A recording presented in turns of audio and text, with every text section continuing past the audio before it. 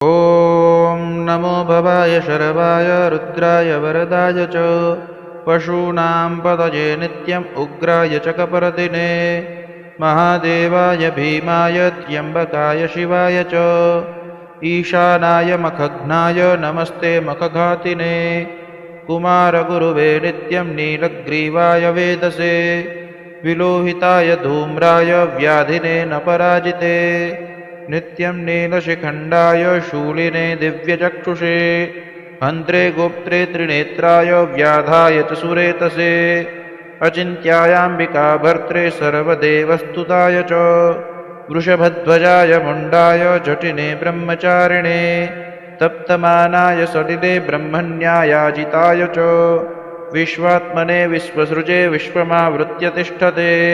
नमो नमस्ते सत्याय भूतानां प्रभवे नमः पंचवक्त्राय